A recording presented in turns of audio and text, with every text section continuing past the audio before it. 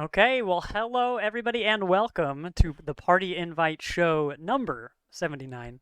Today is the 10th of August, 2022, and today we got a good show for you. We got As Dusk Falls Part 3 of, I just held up 2 fingers, Part 3 of 3 Number 3, my lord. on the second half of the show today. So the Party Invite Show, if you're new here, is a show in 2 parts. First, we record the video podcast, which you see now, live on Twitch or later on your favorite podcatcher of choice. And then after that, we stream a game. So this week, we're finishing up that As Dusk Falls. This is the first time that we have played a game on the show for multiple sessions. We've done some one-off stuff. I think I've maybe played Spelunky twice, but that doesn't count. So this will be exciting. This is a choose-your-own-adventure that everybody gets a little piece of, and we got 2 VODs that are still available if you want to see the rest of that.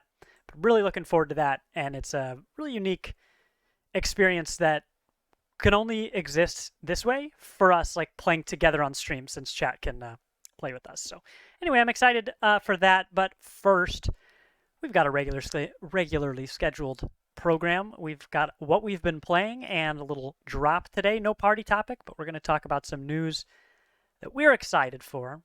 Well, that's a lot of excitement for what you're going to hear. Who are you going to hear it from? My name is Tegan. Over here, we've got Chris Mowry. Oh. Right below me here, we've got Sovereign Sid. And diagonal down there, pointing us hard, my man Vilos. That's me. My man. And we are Party Invite. My wife. So we stream every Wednesday. We do this now every Wednesday evening, and so it's a fun way that we get to share the things that we've been playing. Sometimes each of us is playing a lot. Sometimes we're not. That's me this week. I really didn't do any gaming since last week. I mentioned before the show that I briefly played a couple rounds of Halo Infinite Big Team Battle. That was a good time. The game is still good, but there's still long queues and server issues. But it's a fun game. I'd like to get a whole group for that again later, but that was it for me. No Prey this week, no Spelunky. Just a lot of time exploring Seattle, actually. So definitely time and money well spent. Just none of it was on gaming this time. But that is it for me. You guys have played a bunch more stuff than me. Let's see, who do we want to start with? Go Vilos. Let's hear about one of the 2 that you've got on the list. Yeah, since I talked about a whole lot last week, I won't go real deep into it, but Xenoblade Chronicles 3, I did complete it yesterday morning at just about 2 a.m. Final tally, 107 hours. And, whew. Oh, baby. That's a lot of hours, my man. That is in 2 weeks? Yeah, not even that. So that was, 11 days or 12 days? Oh, my goodness. Like I am really glad that you have enjoyed it. Yeah, it was really my personal thing that made me smile, honestly. The one thing that I will say about it, since I'm not going to spoil anything, is that if you're familiar with any of the Xeno games before, they always go over like existential questions and as you do, just the story and the subtext behind it is trying to tell you, hey, rethink some things and adjust some things in your life or whatever. Do better next time. Yeah, this game, not only do they literally say that, it has as many like positive affirmation story beats and literal messaging that it can possibly say. It actually repeats a lot of the things for the entirety of the 107 hours that I played it. Even though it was very repetitive in how it told its messaging in the story, like you said, I mean, it's just keep going is the number 1 theme, I would say. Just keep going. Yeah.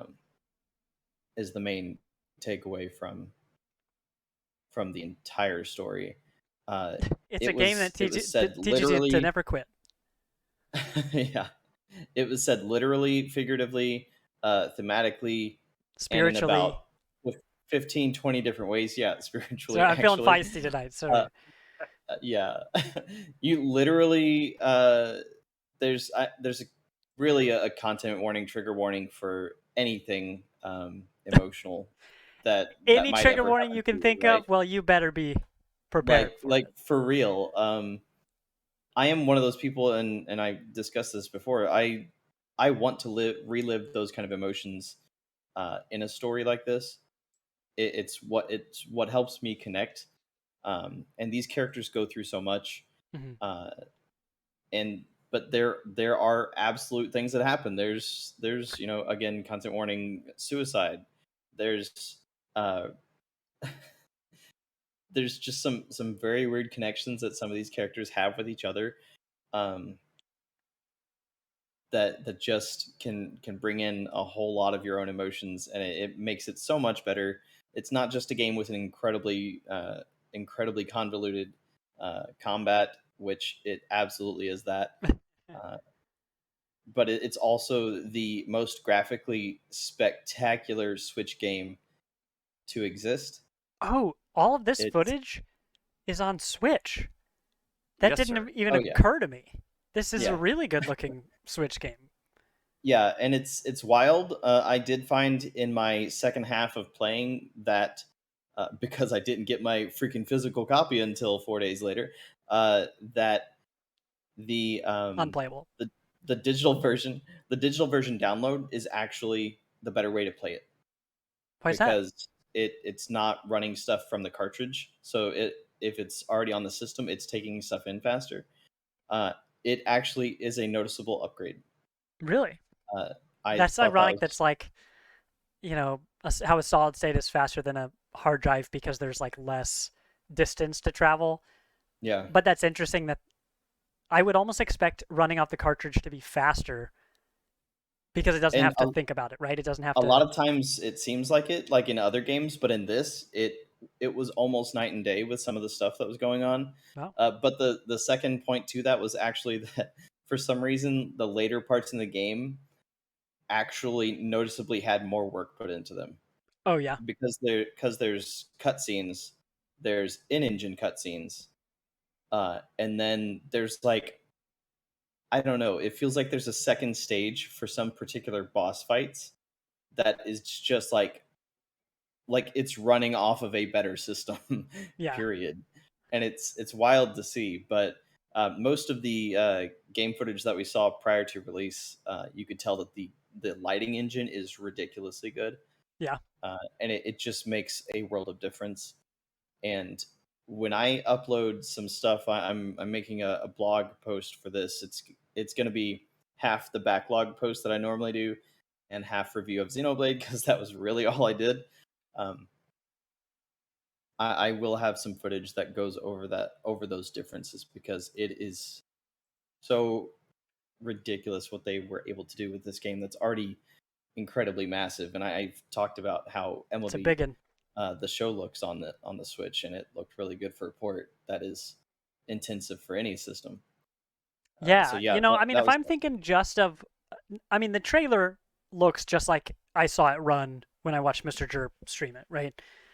Um, if I think of this versus when Breath of the Wild was first on the scene, that game had a lot of frame rate issues, but at the time that was like the biggest world that I'd seen on the Switch.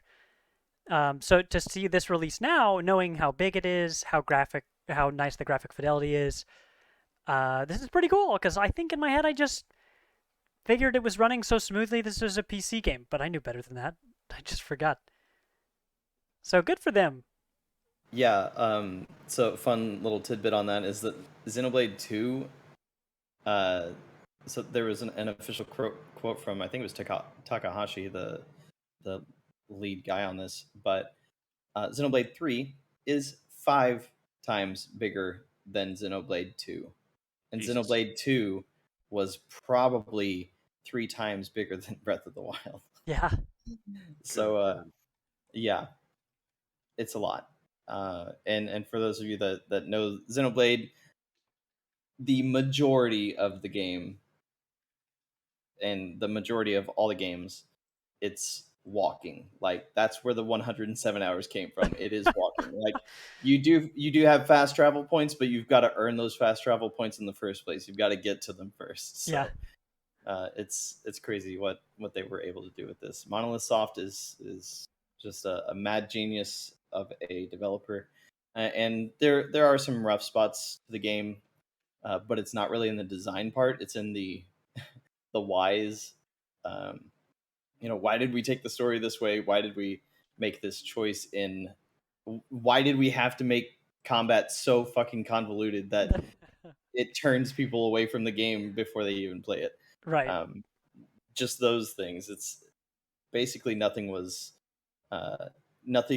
in the game was unexpected as far as that goes, though, because it is cut and dry a Xeno game. It's just the best one. Oh, yeah. That's all I have to say on that. You guys can read the blog that's coming soon for more, especially if you want a spoiler blog. I will make a spoiler blog. I But would be interested in that. You know, 'Cause I'm not going to play the game, and I mean, I'm sure we'll discuss it some more in Discord and stuff. But I'd love to really be able to sink into something that you had time to flesh all that out with. You know, that's a lot. I feel like you need to decompress from that game. You know, like 107 hours and be like, yeah, okay, just let it all out. Just let it all out. yeah, I still do. I just jumped back into the Xenoblade community on Twitter because I knew that place would be spoiler city from day one. Yeah, man, would that I'm be looking tough for a forward to lot of people who can't beat the game as quickly? You know, like trying to talk about it. Has that Yeah. been a problem? Have you guys ever experienced that with other games? Like I know, the Persona games are really long. I know like the Yakuza games, pretty long. I mean, there are plenty of long games out there. I mean, well, yeah, just lots of story games that are long. But since I don't play a whole lot of those, I'm just curious if like in our community or anybody out there is that something you struggle with? Do you just have to Oh. completely avoid the internet until you're like at least 20 hours in? What's your cutoff for spoilers for something like that? Well, like with Like a Dragon, I was like finding out stuff just because I didn't expect to ever really play it. And then it was like on Game Pass, and then it was the free PS Plus game. Um, and I knew stuff about that game because Giant Bomb would always talk about it Right. on like their Game of the Year stuff. It'd be like, "This is so weird and hilarious. You've got to hear about this." Mm-hmm. And then when I actually played it, it was so long before that distance between that was like them talking about it when I actually played it was so far that I was like, oh, I vaguely remember something about that. That's interesting. Right. Well, But it's like I I don't mean know. with Prey, right? You showed me you showed me no clip, and then I saw the Prey thing, and so technically I have been spoiled on a ton of stuff in Prey, but I don't really remember what it was. Right. So sometimes stuff comes up, and I'm like, oh, maybe I did know that, but it doesn't ruin the surprise for me. It doesn't feel like I did myself a disservice. Right. And yes, games are too long. A lot of games made in Japan are too long. Like Yakuza Like a Dragon, amazing game. But when they're like, hey, here's a mini game 40 hours in that you can spend another 40 hours in, I'm like, no, no. Was it pachinko No. or the batting cages? Which one? It Or was the crane like game? the job simulator stuff where you're like Oh you yeah. have like a cookie a bakery Mhm. that and then you're like managing that, and then you open up another store, and then it's like what, why, no, stop it. Well, later I'm excited to tell you about a game within a game with Splatoon 3, because why make your games longer? Just stack them inside each other. Like Russian Hmm. dolls. If you're like, I want more of this game, it's nested. Yep. It's like this could be a 20-hour game, or this could be a 100-hour game. What you looking for? Well, that is Xenoblade Chronicles 3. Vilos. What if we bounce around to somebody else? Sav, do you want to talk about one of your two? So, actually, you know what? I'm gonna jump into. I kind of want to piggyback off of Vilos here with like the open world Japanesey sort of deal. Except for this one that I've been delving into is a Chinese game. that has been ported to, um, English, like stateside, kind of like Genshin Impact, and it is called Tower of Fantasy. So, Tower of Fantasy, it literally just launched today, but you could download it, like you could pre-download it or whatever on your computer or your phone. I actually have it going right now. You can see Nice. here. uh, so it's basically like if Genshin Impact was an MMORPG. That's the best way I could describe it. It still has like all of the really nice graphics. Oh, Oh, Oh, you're cutting out. I we think lost you some audio, but touched let me get this trailer you sent going. Hello. now you're there. Hello. Welcome back. More hello. More hello. There we go. Okay, so yeah, basically like if Genshin Impact was an MMORPG, it's big shared world sort of deal is how they're advertising it, a shared world RPG. I'm not really sure what that terminology means, but I'm assuming that there are going to be like global and server-wide events, like in like Guild Wars 2, where everyone can like gather at a certain point during this global event that's happening on the server and then do a thing. I assume that's what it means, and then that choices that individuals make will affect the server or the story in general. Um, but yeah, it looks really really fun. I've only gotten as far as the tutorial and character creation because I spent too much time in that character creation. You know. Trying to recreate my cute ass character. Oh, the protagonist that they're showing on this trailer right now, though. Dang. Oh, honey, there's a cat girl with chakram in this. That's why I Oh my downloaded it. That's another reason why I was like, oh yeah, we talk about Xenoblade 3. Okay, yeah, okay. More cat girls, more chakram.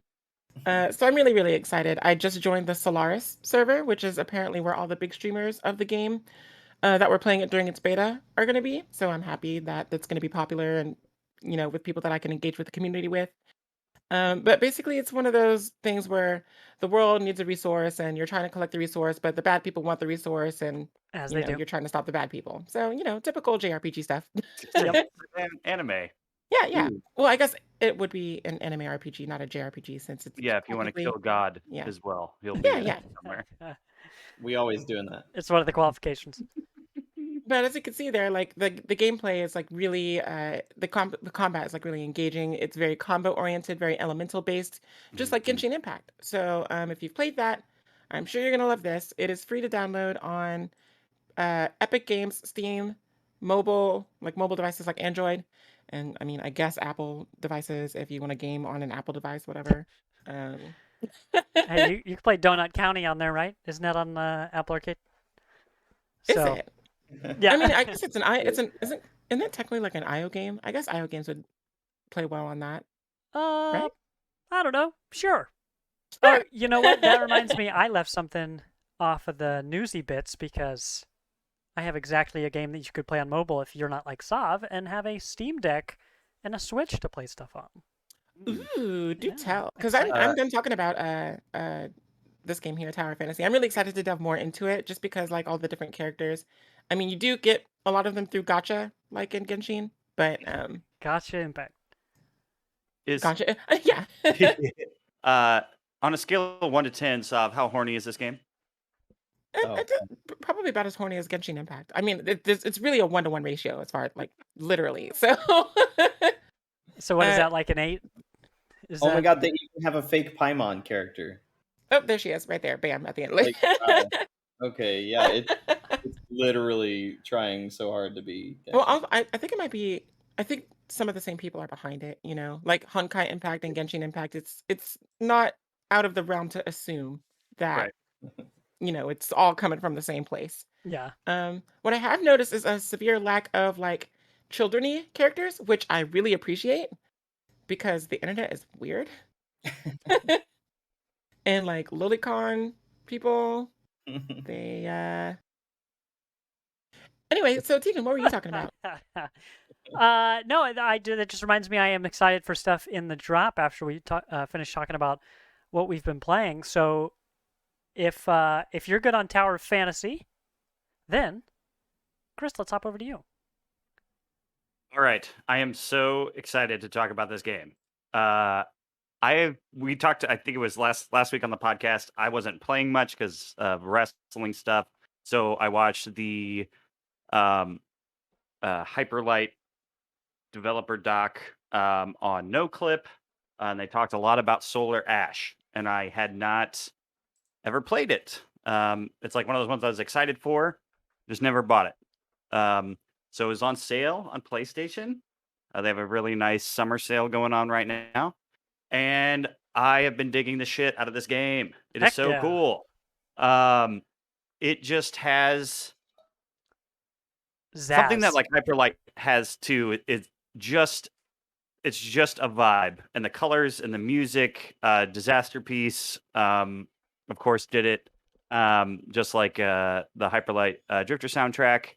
But this is their first like foray into 3D games. You played this Void Runner Ray, and she's like sent down onto this planet that's near a black hole to start this star seed, which is basically just a giant sword looking thing in the ground. Um, and in order to do that, she has to get rid of the anomalies all over the planet. Like you basically, you go into this area, get all the stuff you can, get rid of the anomalies, which are basically just a bunch of black goo with an eyeball, and it'll be like you're like skating around and stuff, so it's very fast movement, and it'll be like a little puzzle that you have to like figure out really quick to stab this thing in the eye, and the anomaly will disappear, and then it'll be like once you've destroyed all of them in an area, then the big kaiju comes out, and you Shadow of Colossus that thing in a similar combat way, where you're like skating across it, pulling yourself with the rope really quickly to move very fast to get to the thing before time runs out. Basically, it'll um, the black goo that's on them and everything will start like changing color, and then it'll turn red, and if you touch it, you die, and you have to restart it. Oh. So you're seeing some of that right now, them like kind of jumping around on the anomalies and stuff. The movement is super rad. It's super fast. You know what it reminds me of, and I think you would agree based on your notes. Reminds me of Neon White a little bit. Just the way that you're zippity doodahing around, you never just like piddling, standing in the same area looking. Yeah. Sometimes I piddle because this game is gorgeous. It is, the areas are so fucking cool looking. Like the other day I stopped playing it and was like, I'm just going to stream this on Party Invite, and I'm going to stop here and stream this so that everybody can look at how fucking cool this level is. Yeah. And then I didn't do that because I was like, I want to play more of this game. So it's really cool. There's voice acting in it, which is different from Hyperlight. Hyperlight was like, there was no dialogue whatsoever. In this, there's you're kind of getting all of your story through these audio logs that other Void Runners have left behind. You're kind of getting down to the planet and realizing like, oh, I'm by myself. Where is everybody else at? Like, there's other Void Runners. Where are they? Yeah. And so you're kind of picking up their audio logs, and when you do that, you pick up an audio log. You pick up pieces of their suit, so you have different suits that you can put on that give you like kind of different buffs. Like I just got one earlier today that was like increases my shield, or like I can replenish my shield without having to pick up the shield drops. I can just, if I kill an enemy, it can refill my shield, which is great. That sounds cool. It's basically like an action platformer where you're skating around. Colors are like neon, gorgeous, amazing neon. Huh? It is like, I remember people being like, it's cool, but like it's not Hyperlight Drifter. Yeah. And I get that, but this is like, it's just an evolution, right? It's just them stepping up to the next thing. There's like a lot of similarities in there. Just like the much way like that Serena Williams, they're not retiring from Hyperlight Drifter. They're evolving toward Solar Ash. Yes. It kind of reminds me of like just watching that trailer, like thinking about everything and like the colors and stuff. It kind of reminds me of like Risk of Rain, especially the kaiju battles, like you were talking about earlier. Yeah. Because they have some really big monsters in Risk of Rain, or Risk of Rain 2 specifically. It's got that like whole cell shaded 3D sort of like atmospheric sort of affair. It is. The music like ramps up once you're getting close to the kaiju battle and all that kind of stuff, and it really Disaster Piece rules. I don't know Yeah. if y'all know this. Yeah. Also, might be a newsy item, but I just want to throw this out there because I was looking up the soundtrack for Solar Ash so I could just listen to it while I was hanging out. And he just did Marcel the Shell with Shoes On soundtrack. Disaster Of Piece did that. course. Yeah, So you gotta That's love so it. funny. big A24 movie that just came out recently. He did the whole soundtrack to that, and you listen to it, you're like, this is definitely Disaster Piece, and this is cool that he was able to do this in a feature film. That's rad. Anyways, Solar I Ash. think I mentioned this a while ago. Disaster Piece also did the As It Follows, or It Follows, Yeah. It follows. Yeah, the horror movie, and I'm like, dang, really? yeah, What a glow up. yes. But Solar Ash is like, man, it is just, it's hard to describe without like getting your hands on it and like playing it, and then you're like, oh, I get it. Because even in the trailer, it's like, what? Oh And well, I'm talking a whole bunch of nonsense, and you're like, all right, yeah, it's sure, Void Runners, it Star looks Seeds. like if Risk of Rain was a Sonic game, kind of. okay. Yeah. But it even reminds me then of Sayonara Wild Hearts because you're like on rails, kind of going towards objectives. Well, I know you're not on rails, but you're trying No. to follow like those ink Yeah. paths to go. So you're getting those, yeah, the like pink stuff that's like kind of floating in blobs. Yeah. That is what you use to like repair your suit. Oh, cool. So you can put more shield things in there so you can like get hit and not take and don't immediately die and restart. But I thought even Sayonara Wild Hearts was a game where I was like, okay, it seems cool, and then I got my hands on it and I was like, oh, I understand now. Now I see why people made such a big deal about this.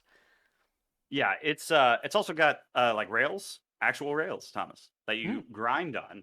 That's what I'm talking about. It's like in Sonic. Hitting around. And then that like changes in interesting ways in like the space I'm in right now, where this level is so cool. I can't believe that this was a level that was made by humans. It is fucking rad. Chris, It's like you've got hearts everything's in your eyes right now.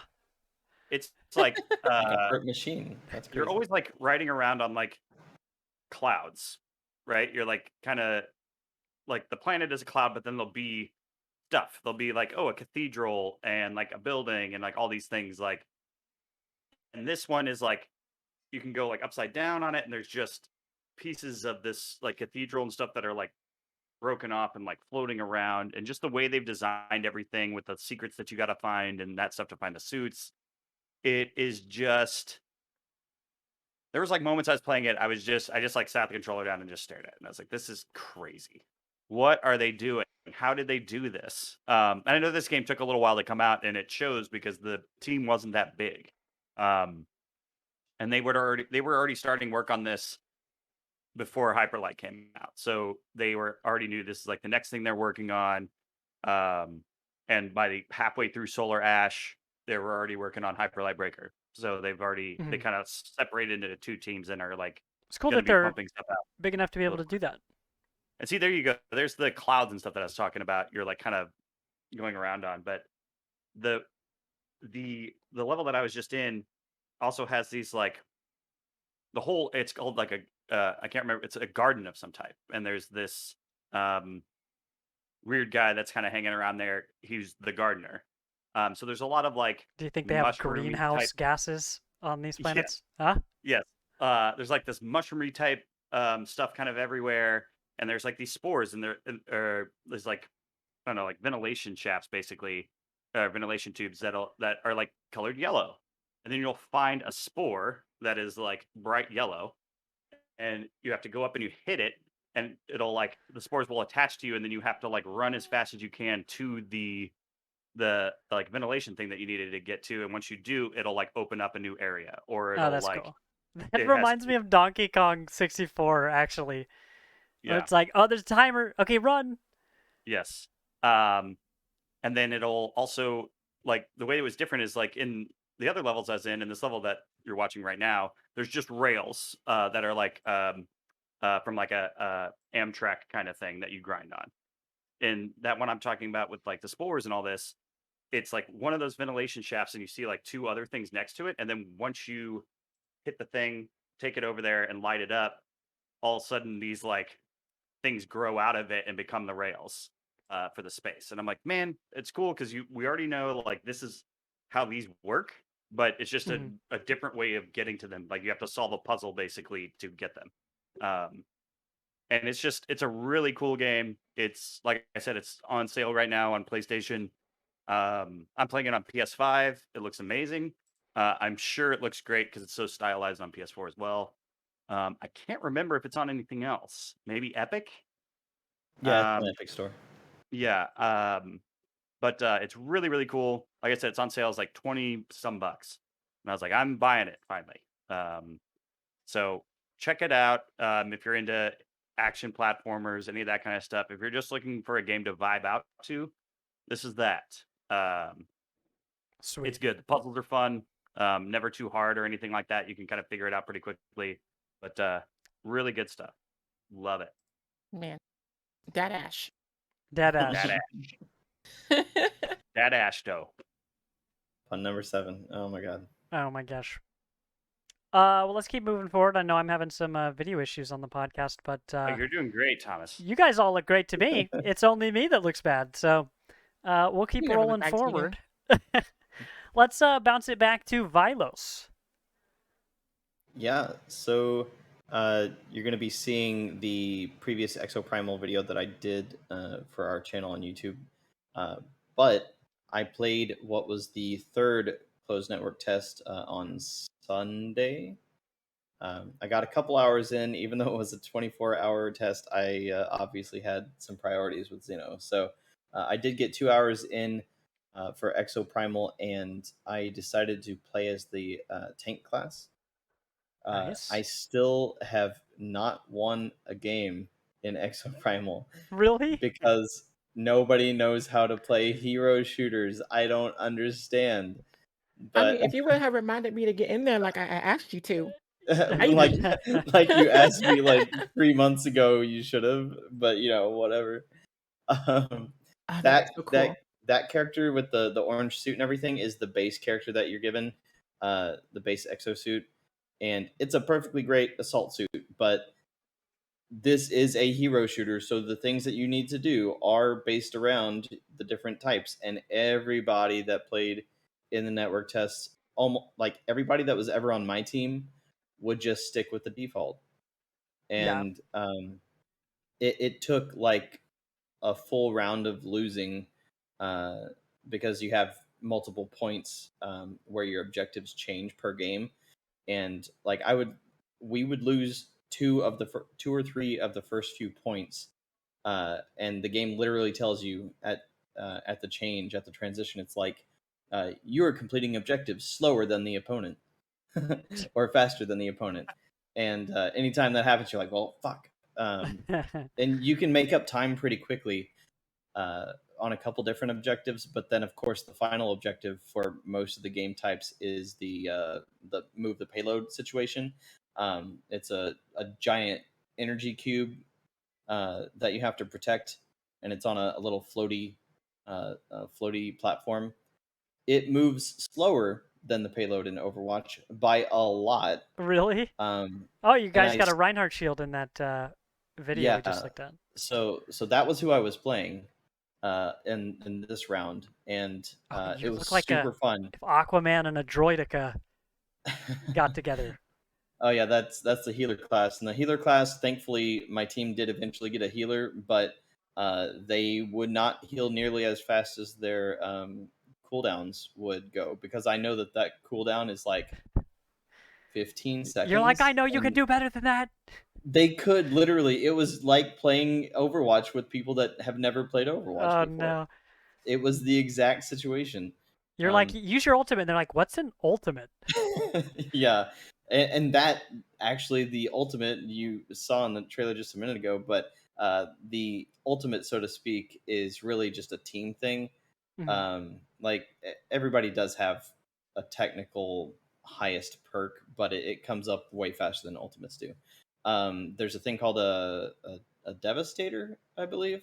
And a devastator is a dinosaur summons that you can turn into one of the major dinosaurs. Oh, cool. And I want Oh, that. that's what that was. I was like, when Yeah. did we start playing like Mario Odyssey? Like, yeah, and so you often have boss fights like this T-Rex that's shown here, but sometimes your team or the other team will actually be given a Devastator, like you actually earn it. I still don't know what earns it for you. Sometimes the game will give both teams a Devastator at the same time. Sometimes only one team will get it, and it can change the course of everything. Because if you have to focus on this Tyrannosaurus that's just fucking your entire team up, like that's a big thing, because it throws literally hundreds of raptors or pteranodons and stuff at you during the entirety of every round. You could say that when you get a Devastator, it really wrecks the other team. Oh my god. What is that, number 7? Let's go. Who's counting? It's number 8. That's number 8. This is the worst. We need a pun command. As Shani would say, I can't turn it off. So you're stuck with me. So like me being the tank, I guess it was almost lucky, but every time the other team got a Devastator, it was a Triceratops. But I think it technically gives you the Devastator, or it gives them based on whoever's got the highest points on the other team. Because me being a tank, I think it knew, and so it gave them the Triceratops because it was the one dinosaur that was like made specifically to batter tanks. Oh yeah. And well, that's cool. The tank class was super fun though. Can you choose then, or you think the game chooses for you what the Devastator will be? The game chooses the Devastator for you every time it appears. I don't know if that's going to change in any game types, because we've only seen the one game type throughout these network tests. I wonder if it's determined like in Call of Duty, where if you get so many KOs or you meet a certain condition or whatever, that's what gets you the Devastator. Because like in Call of Duty, people go after the RPG or whatever, which is given to you after a certain kill streak. So I wonder if like knocking out so many of the NPCs, like the dinosaurs or whatever, gets you that perk and whatnot. So it's a really good question, because I did the tutorials, and I was pretty sure I did all of the tutorials, and I didn't come across that information. The other sad thing though is that you don't have active stats during the game that you can look at. You only have end of game stats, and it only gives you one thing. And if you're not on the list of the top 5, I think, across the board, you don't know anything about what you just did. I did supposed to be toxic to my teammates if I don't know what they're not doing. Exactly. But yeah, it's weird because there are a couple little blips that'll come on screen every once in a while to give you like a little look at the stat, but it comes so fast and goes away so quickly that like you don't know. You're looking at hundreds of velociraptors like in your face the entirety of the experience. So it's wild, but it's very cool. There is supposed to be another network test prior to 2023. I think they said maybe October. But everybody that signed up, please. Yes, everybody that signed up for this one, I think still will have automatic access to the next one. But you know what? I'm spitballing here. I don't know how to do this, but I'm sure it's possible. I wonder if we could get like a Discord timer up that's like, there are bots for like birthdays and stuff where it's like, hey, it's this person's birthday today, and you just input it, either on Discord or on a website or something. If we could be like, yo, let's get a timer for this game that people are hyped to play, or like, here's the countdown as soon as the news breaks, and it says, all right, for the next 7 days, there's, this game's free, or whatever. I'm pretty sure there's a way to do there's like it. an event thing that you can do, so where it'll count down to that specific event. It's almost like putting it on Google Calendar or something. Cool. Well, that would be rad. This isn't a podcast about that. No, because you saying you got to remind me about that, because that's how I am too. Somebody will mention something cool, and then it's there and gone. Skywave looks so cool. Especially with I thought I was going to be all about the Weech Dog Chat, but and Nimbus. No, I'm going to need to support the character up in here because everyone looks so good. Yeah, the Skywave and Nimbus look really great, but we didn't get to play them. The only ones we got to play that were outside of the first, the main 4 or whatever, Can I play as that pilot, though? You actually, that's completely customizable. That was my customization. Damn, Carlos, you heck hot. Yeah. I could not get my face exactly, so I had to settle for being sexy. So that was it was a pretty cool customization thing. But at the end of the day, like we still only got a taste because we only got to play as like 4, maybe 5 out of all those classes. And I think 3 out of the 3 of them were assault class. So like nobody really got to support because the healer, as I said, the healer was not doing shit. And Not Well, you the don't know that. Cassidy's There's no blame. scoreboard. Yeah. So you don't know yeah, that. I ain't even got I to see was the score on to the know what final you're missing. scoreboard. I was on the final scoreboard, and I had something like I think it was like 50,000 damage blocked or whatever. It was way more than Overwatch numbers, but it kind of has to be because there's so many enemies on screen at any Right. given time. I did not see the number of eliminations, but listen, I wrecked people with a tank. Like his shield is substantial, and it actually burns the dinosaurs alive. Like it fries them when they're like, Delicious. yeah. It as long as they're in contact with the shield does go down in percentage, but it technically doesn't really stop the effectiveness of the burn. Like as long as they're still pushing their way through the shield, they will burn themselves up, Yeah. and that's all they do. They're a single-minded AI. Um, and then the tank also had a taunt that I think did a little bit of damage. He hits his shield, and it calls him over. Obviously, it calls the dinosaurs over to you. And then his special, so to speak, was a tornado, where he just he T poses and just starts a tornado, and he goes around in a circle for a minute, and it's like, Isn't that what the in We Love or Katamari Damacy? You know, the oh yeah, King of all Cosmos, like just spins and yeah. spins and spins and knocks all the stars on. Yeah, you basically do that for I think like 3 to 5 seconds, and then it gives you the option to throw the tornado, which was really Oh. cool. So I threw that tornado at one of the Triceratops one time, and it was pretty funny because it like threw it up in the air like 100 feet. It came crashing down, and when it crashed down, it just sat on its side like with its legs just flopping, trying to get back up.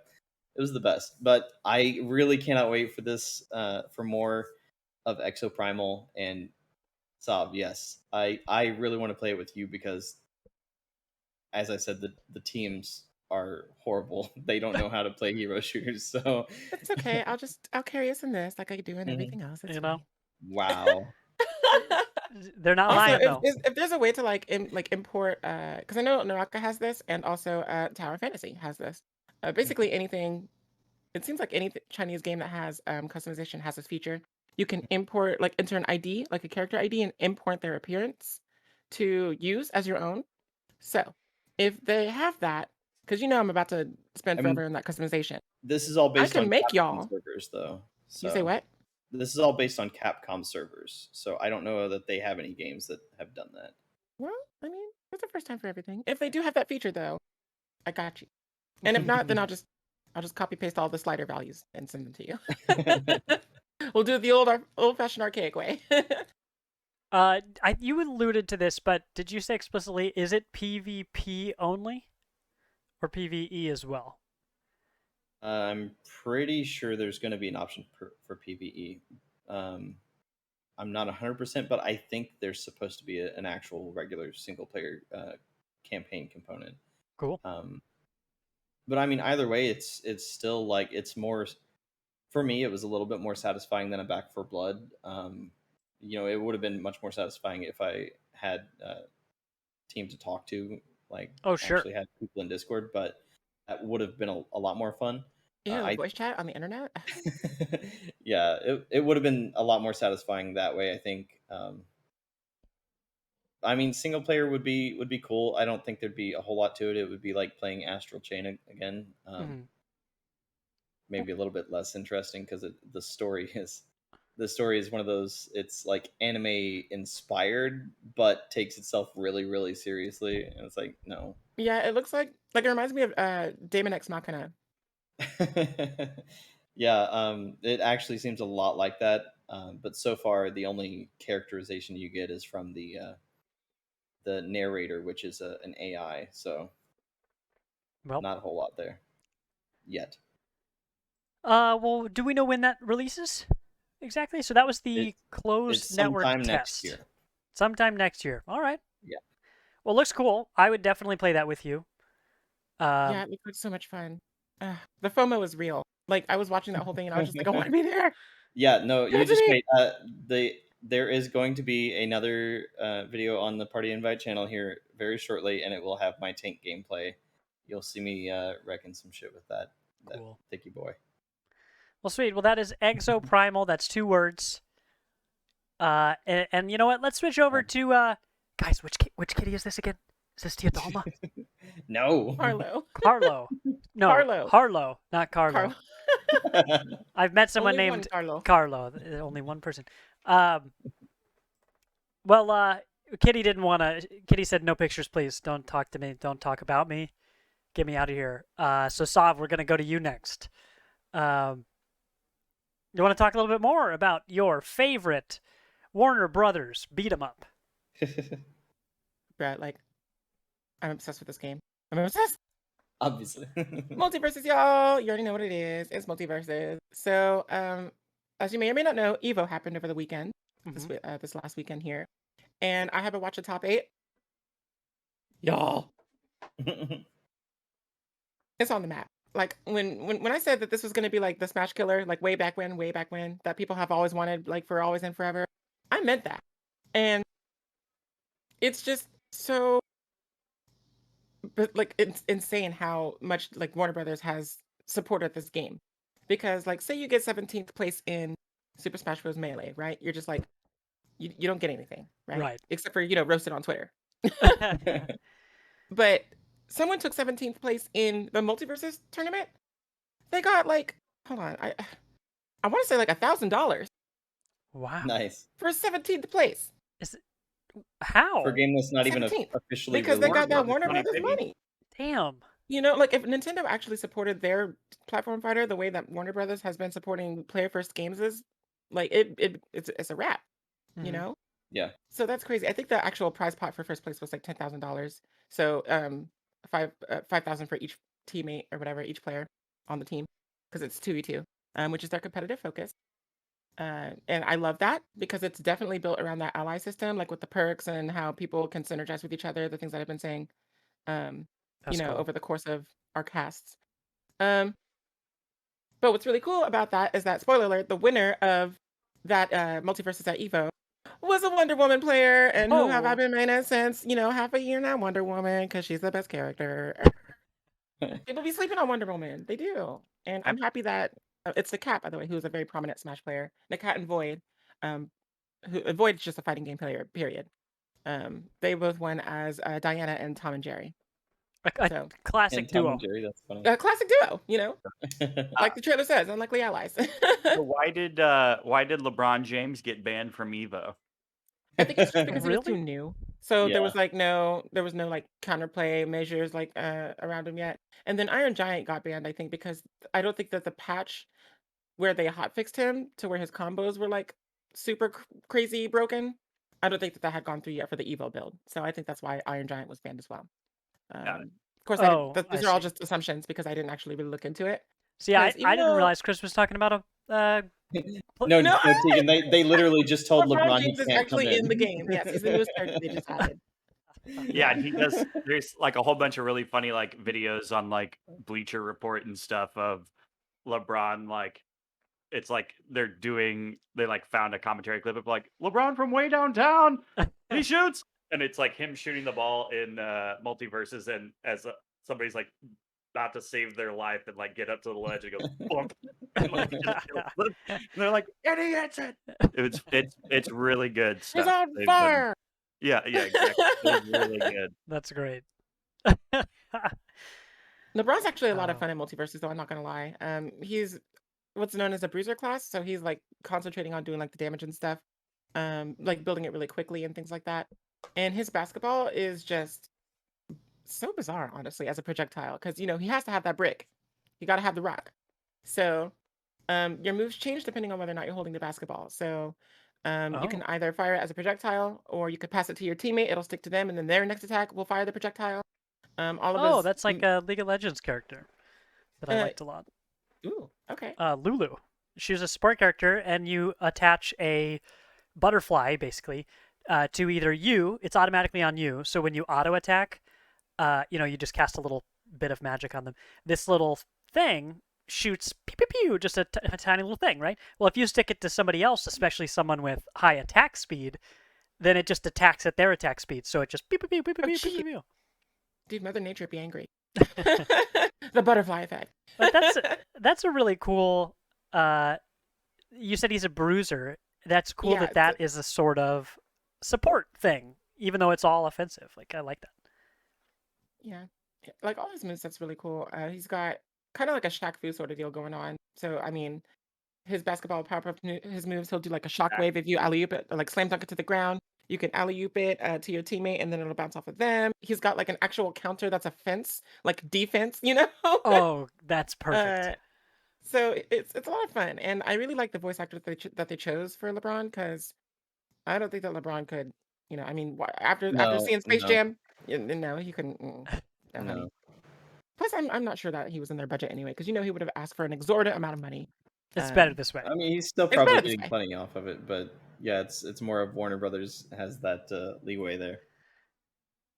But it's just been a lot of fun getting back on the grind, trying to be that top Diana again. And Diana. Nick Cat actually put Wonder Woman on the map, because people kind of slept on her for a while. They didn't really think that she was like the wave. But I mean, here he is out here proving him wrong, and validating me and what I've been saying this whole time. Yeah. Uh, I love when you can see really good players play, like you're talking about, and like in your case, back up what you've been saying the whole time. Remember when we were playing Halo for the first time, and everybody was like, "He Wave's worst gun in the game," and I was like, "I think there might be something here. I don't know, if I found it yet, but I think there's something here." And then the pros all played, and on those maps that have very few weapons, the Heat Wave was in every single game. It's just top commodity.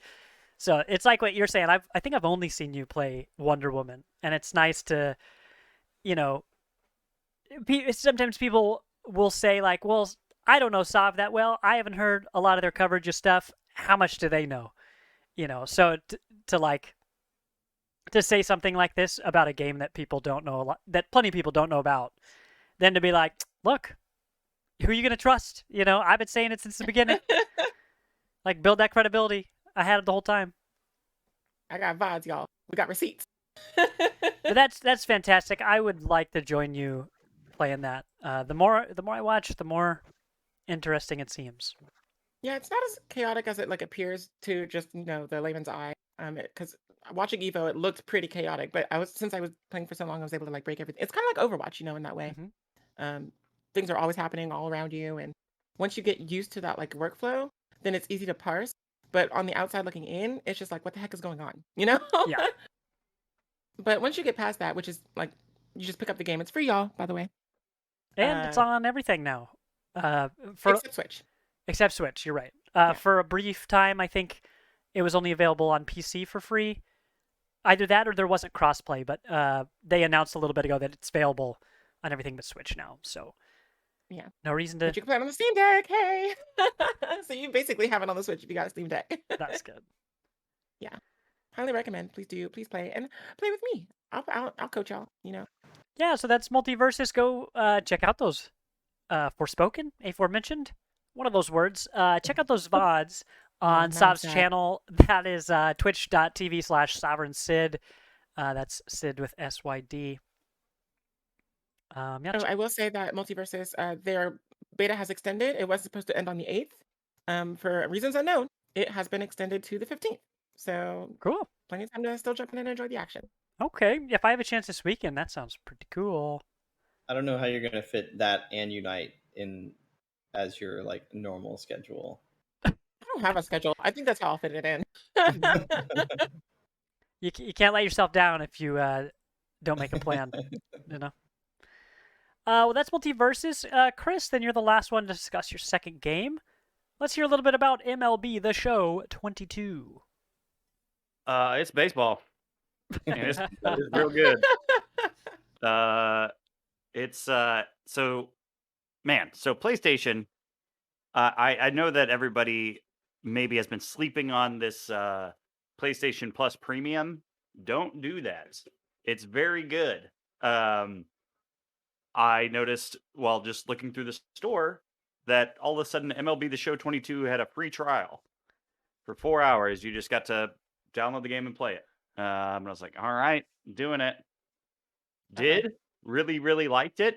And it just so happens Oh, it's on sale because PlayStation be having them sales, y'all. you heard it here So first. you heard it here first. Just like with Solar Ash, picked it up on sale. Didn't have to pay the full price. That's how you do it.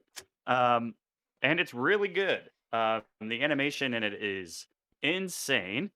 Thomas, that link in there is baseball is baseball, I think, or something. It's something silly. So that's the link for the trailer. But like the visuals of this game are insane. I was kind of talking to Vilos about it before we started. That when it's like the sun is setting and in like real life baseball, it's really hard to see what's going on because the sun is so bright and now in everyone's eyes. It feels like that when you're playing the game. It feels like, God, it is fucking hard to see the ball. You know what this game could use more of? Blindness. Blindness, yeah. But yeah, the animation's incredible. It's really the good, most yeah. I've like for there's no, I'm not gonna say that it's doing anything that crazy different from any of the other recent MLB the Show games, but I will say that I'm having more fun with this one than most of the others. And also, the Royals are terrible. So I was like, hey, how about I trade everyone away that I don't like and make the team better? Let's do that.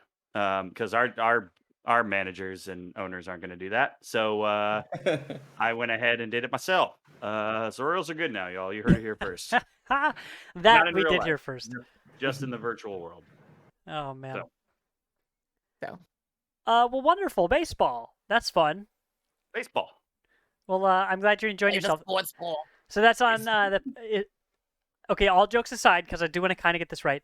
Which tier of PlayStation Plus is it on? Is it on 1+, 2+, or 3+? The biggin. The 3+. All right, we The got a 3+. 3, everybody. Is that one the $100 Founder $22? Pack one? No, it's I think it's like $17.99 or something a month or whatever. But you buy it all in one thing, In so one you go. just like pay for the whole year. But yeah, it's good, y'all. Heck yeah. That game be good. I'm looking forward to some. I'm gonna watch Lizzie play some Stray on PS Plus. Maybe it's Triple Plus. And some other stuff. There's cool stuff that I'm excited to watch. We haven't downloaded anything yet, but we're excited for that. We also have this Xbox, last generation Xbox that we're gonna plug in, and I have Game Pass Ultimate, which allows me to just have Game Pass on a console as well as PC. So we're gonna play some stuff out there too. I don't know what that'll consist of, but hopefully I'll, since I have like a separate gaming area, I mostly game here in my computer room. If I game out there, I think I'll play different things. Like I played Control out there. I played God of War out there, right? So I'm interested to see kind of how my habits might change based on that. So subscriptions are cool and lots of stuff to play. And I don't want to intimidate you, Thomas, but there is so much on PlayStation Plus Premium. It's a lot. There's so many games. So you will get in there and be like, it's almost like on Netflix when you're like, man, I don't know what I want to watch, and you're just like scrolling endlessly through things. Mm-hmm. PlayStation Plus Premium has that same problem, where you're just like, holy God, there's these, and then there's Can't classic confirm. games, and it's just a lot. It's still a problem. I haven't solved it, but a wonderful problem it is. Yes. Well, wonderful. So, that's what we've been playing, everybody. And if you missed anything here in Twitch chat, you can type WWBP. I'm using it right now, so it's not going to work for a minute. But you can always check what we've been talking about in case you missed it. We talk about a lot of stuff, and we get all excited about it. So in case you missed the title, that's the way to find it. So, in the interest of time, we're going to do the drop this week. So instead of the party topic, we're going to talk about some newsy bits that we're the most excited about. We're going to do our best. We get excited and we start talking about stuff. But we're going to do our best to bam, bam, bam, just rapid fire these a little, So let's start with one of the things that I was thinking about earlier. It's relevant to what we're talking about right now. Netflix games. That's a thing that exists. Yes. Netflix has a games division. In fact, they've bought a studio that I'd have to look up. I think it's the people who made, is it Night School? I think they own Night School now, who made Yes. Oxenfree.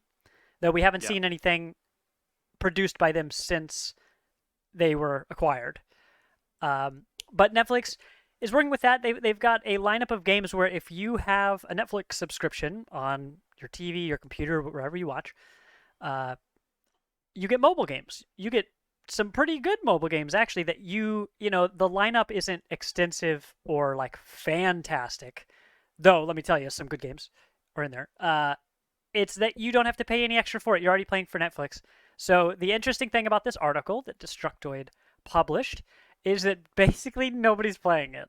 1% of Netflix users have tried any of the games at all.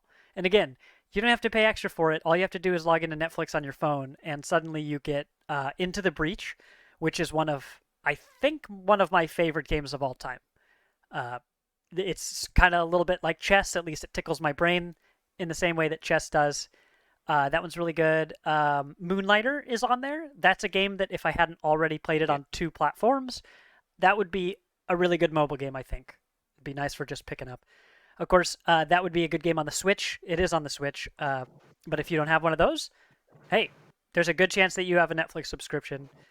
And if you're like most people, maybe your friend or your parents or your sister isn't using their Netflix. So, hey, go play quote-unquote free games in the library. Before we finish this, I'll finally get this page to load that has the full library. Oh, Spiritfarer is coming soon. Nice. To those. And I know there's at least one more that I remembered. There are a bunch of other ones that... Oh, there's Downwell and Point P. Those are the 2. Yeah, Point P was the one that I talked about on the pod a little bit ago. So Yeah. I'm part of that 1% of people that's playing the Netflix game. That's what I'm talking about. Trailblazer. But there's also a game that I've heard a lot of good things about called Before Your Eyes. That's also on Netflix games. And that's like a narrative game. From what I remember, people talking about it's very heavy. So just know that before you do that. But I've heard really good things about it. I'm interested. I might just download Moonlighter just to see how it plays on like my phone. Because that's like a game where you gotta like tuck and roll and move quickly and attack quickly. Yeah. So that usually doesn't work that well With a touchscreen. with a touchscreen, but it's like specifically made for it. So I'm wondering. I want to test it out and see how it Right. works. The cave diving in Stardew Valley was actually easier on my phone because there was an option to auto attack. When an enemy got near, you would just start swinging, But when I played on Switch and you have to, I thought you had to manually do it. I was like, this is actually way harder. I thought this would be much easier. It's much worse. I see on this Destructoid article, I didn't realize Unto the End is on here. Unto the End was a game we played on Game Pass like 2 years ago. I think the game itself is like a 3 out of 5 stars, but I am really happy that I played it. And the developer popped into Twitch chat while we were playing it. That was really cool because only Very 2 cool. people made this whole game. So yeah, I hope more people play that. It's cool. It's a short little thing. It's like just 2 or 3 hours. I don't know. I play games slow, so I don't remember what it's supposed to be. But that's fun. Yeah, that's just another way that you can play games on the go, in addition to your Switch, in addition to Steam Deck. And like I said, a lot of people are already playing for Netflix. You don't have to do anything except log into your Netflix account, and you can play some cool games. Yep. So that's that for me. What next do we have on the list? Sav, I'm going to save you for a second because I know how excited you're going to be to talk about the news from the Direct today, ? But let's skip over to Vilos. This is Let's sad. see. Yeah, mine's a quickie. I think Midnight Suns got delayed indefinitely. It was apparently the official verbiage was the fiscal year 2023, which Should be it's March at the latest, I think. yeah, it could still be in spring, but that one's sad, but it's also expected, to be honest, and because we didn't really see a whole lot of actual gameplay the last time that they showed it. It was just It was that's the Firaxis It's like an Marvel. XCOM, Marvel XCOM. Yeah, Yeah. yeah, yeah, yeah. But it's also like a RPG where you're like walking around the Yeah. Yeah, it's place a and all that. little different. XCOM and Persona had a baby and then painted it with Marvel aesthetic. Exactly. And Yeah. cards. There's Dark cards. Avengers, basically. There are also cards. So I think they did kind of put a few what is it? Put a few carrots in front of the horses or whatever. I don't know. Horses I before Cards think in front of the horses? whichever You something. put the horse before the cart before the horse? Yeah. There we go. There we go. I think this could be a strategic delay if there's any sort of Midnight Suns TV show that's going to be announced in the near future, and they want to have that kind of release around the same time. It's See- funny you say that because there's a rumor going around that there will be a Midnight Suns show. Well, There you go. Of course, it's spelled the original way, SONS, which implies that it's not going to be as centered around this new character as Right. we might be like getting used to in the game that's coming out. Mhm. Because they changed it from O to U, so it could be more quote unquote gender inclusive because it's going to be like a male and female protagonist and all that whatnot. Plus, there's I think Captain Marvel's like in the gang and whatnot, so they wanted to reflect the fact that it's not all men, like it was in the comics. Mhm. That's why Right. they changed it to Suns cool. SUN.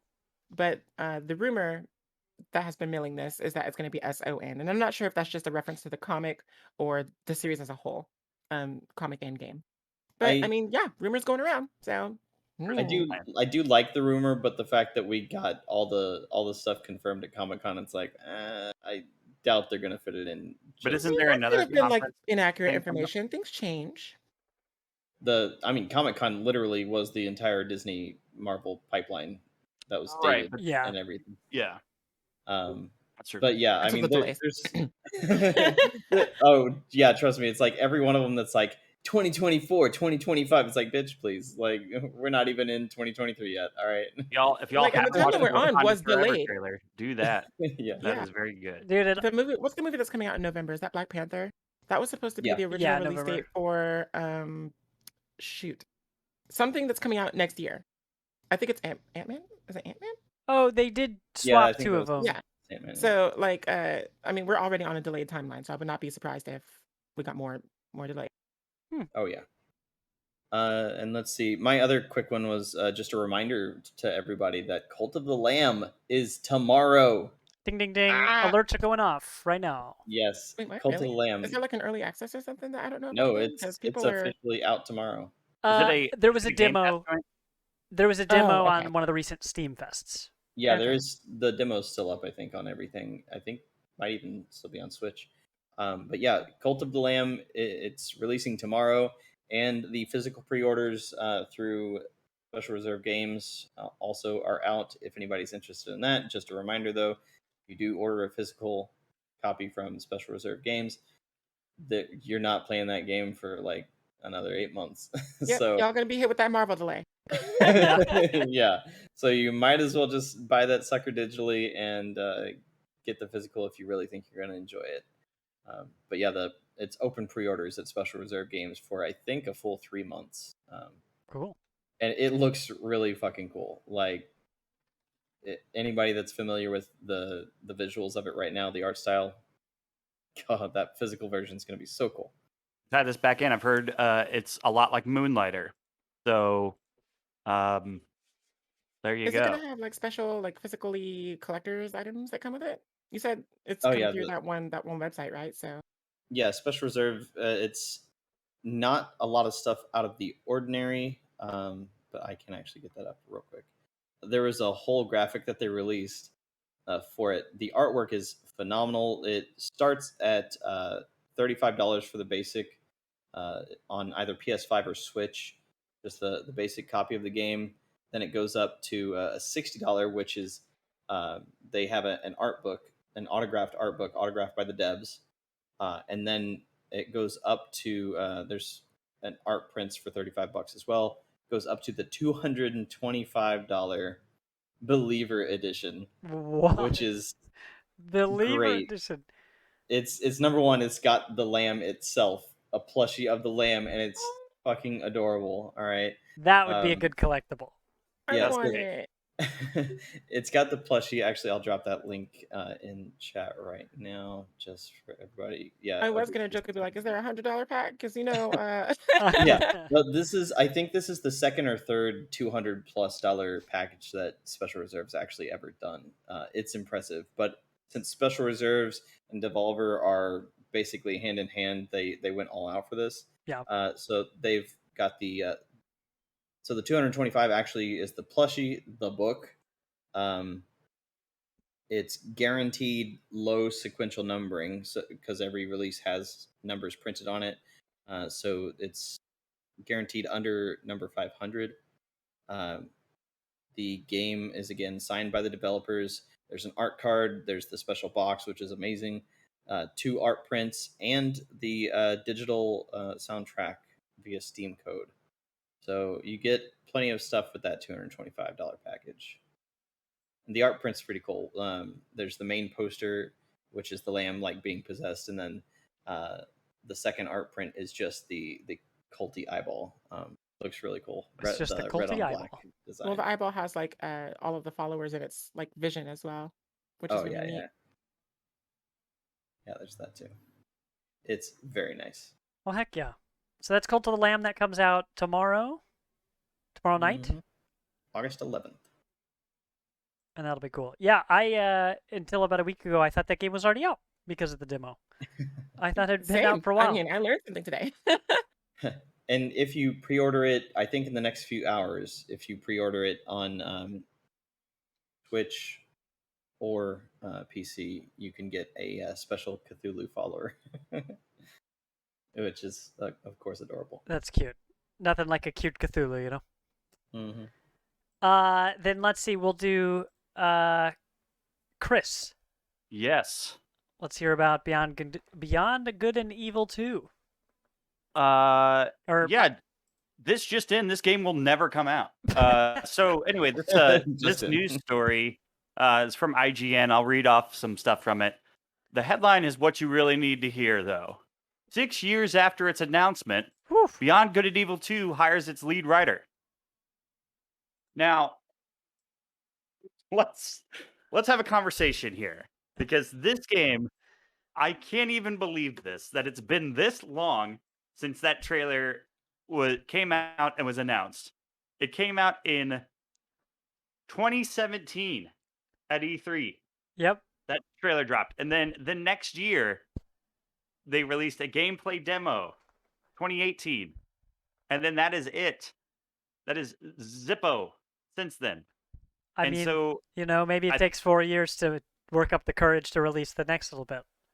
The director left, who is the God, I can't remember his damn name. He was doing that game called Wild that never came out, and he's done a bunch of stuff. But anyway, he left the game, and 6 years after it's announced, 6 years, they finally hired a writer to lead the team. I don't understand what is on. This game is never coming out.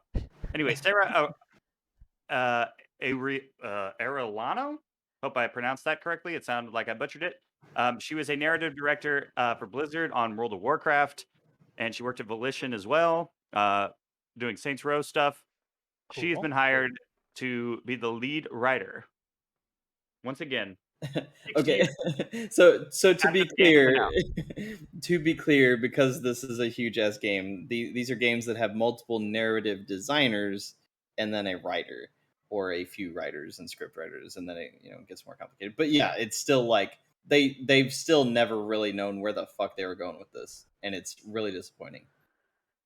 A beta of the game was originally slated for 2019, but that never came to fruition. It lost its director in 2020. Now I need to find his name, because that's going to drive me freaking insane. Since then, the game got a mention in Ubisoft earning reports, confirming it's still around in some capacity. Then earlier this year, a report came out saying the game was still in pre-production. Well, what? Who the chick? Who the black chick? Who is she? Michelle Ancel is the director, who's the Saab, Rayman all I'm saying creator. is don't get your hopes up because Chris is here to tell you Yeah. you may No. never see this. Well, I Yeah. don't think it's ever coming out. She's beautiful. I must. Oh yeah, must play. she is the lead character.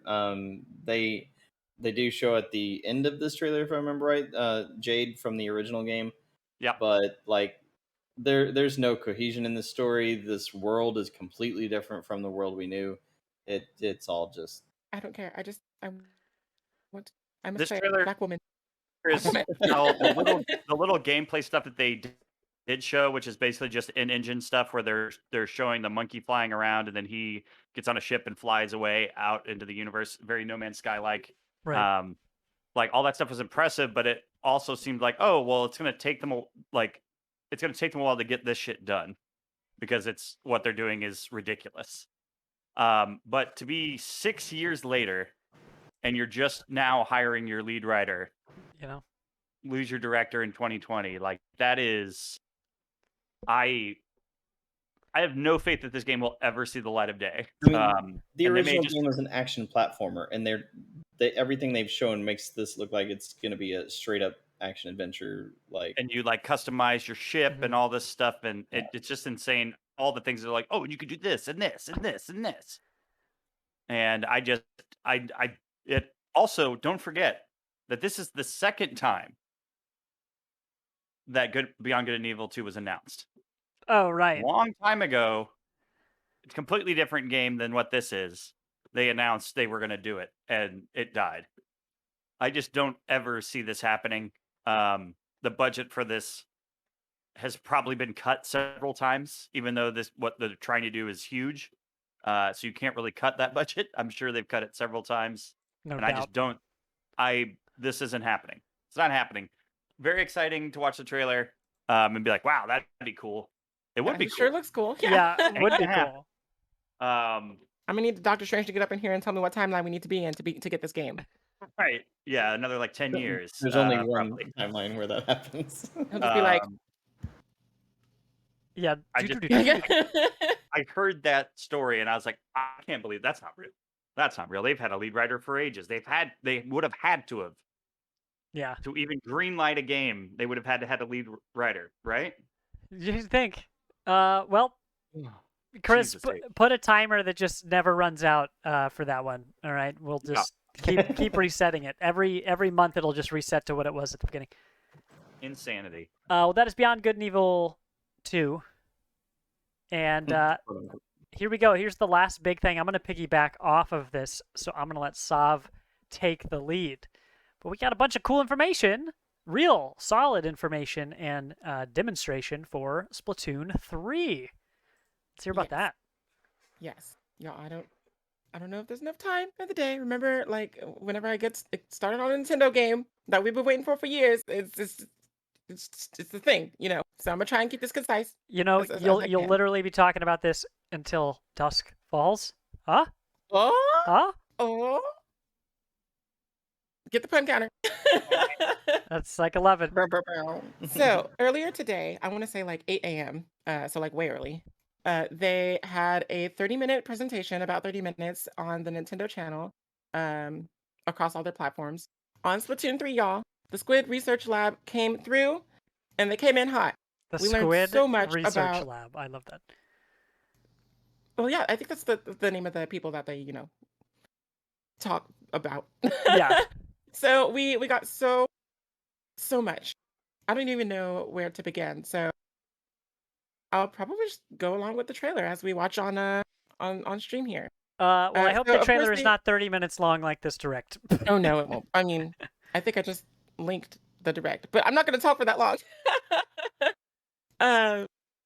So of course, all of the modes that we know are coming back. Turf Wars, League Wars is going to be coming in later. It's going to be a free DLC because I think they want to focus more on the campaign and more on the actual like ranked mode beyond League.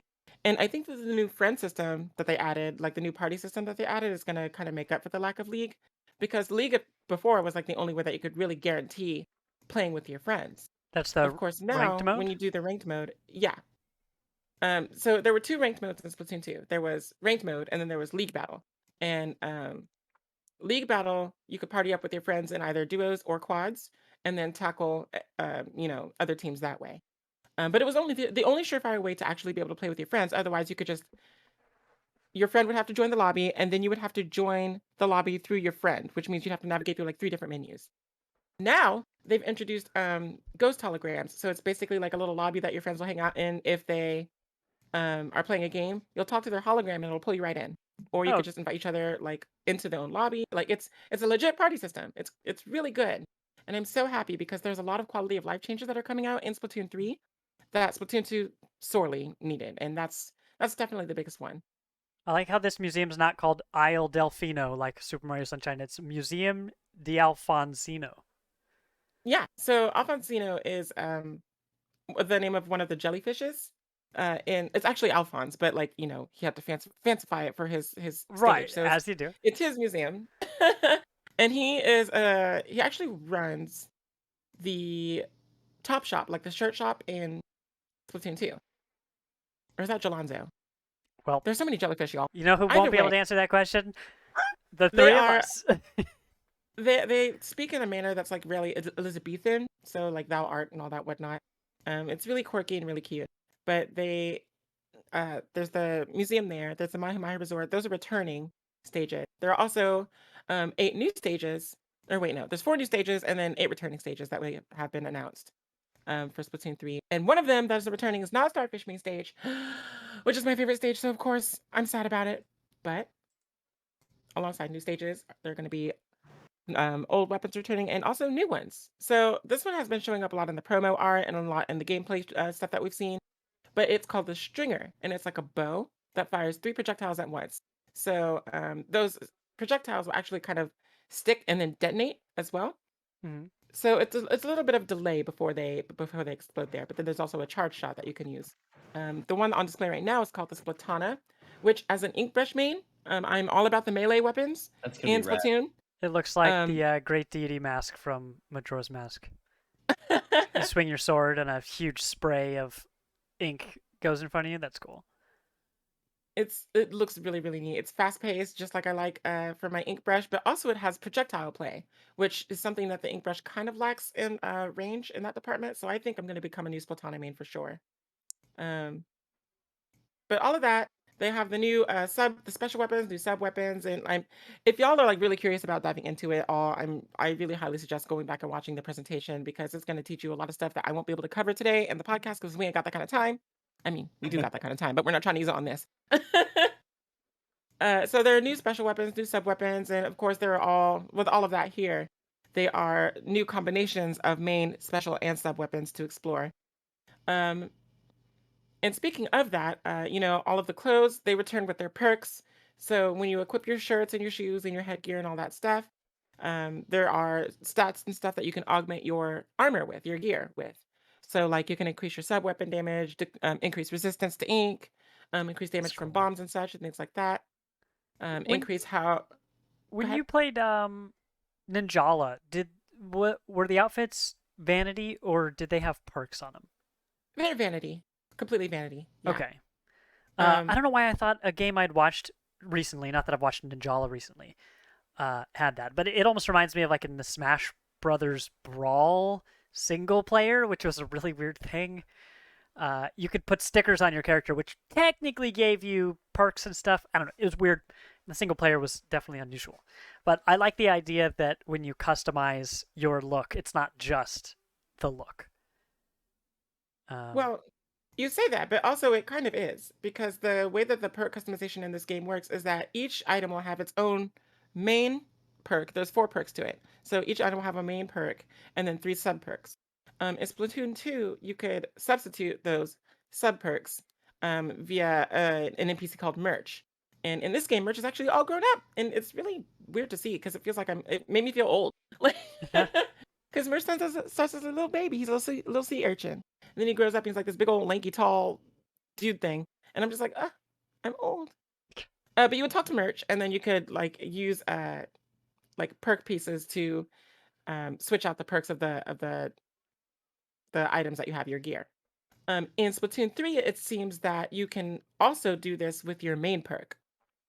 Whereas in Splatoon 2, in order to change the main perk of your item, you had to find it in the shop on the mobile app, and then it would have like a different main perk in that way. It'd still be the same item, like the same shirt or whatever, but it would just have a different main perk. But it seems like you could talk to merch in this one and change your main perk too, out for a different one. So that means that outfits are pretty much just vanity now, because you can customize the perks however you want. You still have to unlock the materials in order to do so, but now it's more, you're not beholden to like a certain item that has a certain main perk, just because it has that main perk. Now you can wear Yeah. literally whatever you want and build it however you want, which I That's really cool. appreciate. Yeah. Because I have like a billion outfits in Splatoon 2, so and those are beholden with that parameter of the main perk. But these ones won't be, so I'm super excited about that. Plus all the different new hairstyles that finally came out for Octolings. Octolings in Splatoon 2 only had 2 hairstyles. 2. 2, y'all. Really? Well, maybe I think it was 2 per quote unquote gender, 2 per body type. But still, that's 4 out of like. Yeah, that's and not I what I think expected. I think the Inklings had 8. I can't remember the exact numbers, but Wait, so what Octolings. were we talking? Oh, Octolings. Okay. Yeah. Because they were added in later as playable characters, but they only had like the minimum amount of hair. But now, Octolings have so many more hairstyles, and I'm so excited because, of course, I'll be playing as an Octoling because they're heavily POC coded, which I talked about in a podcast.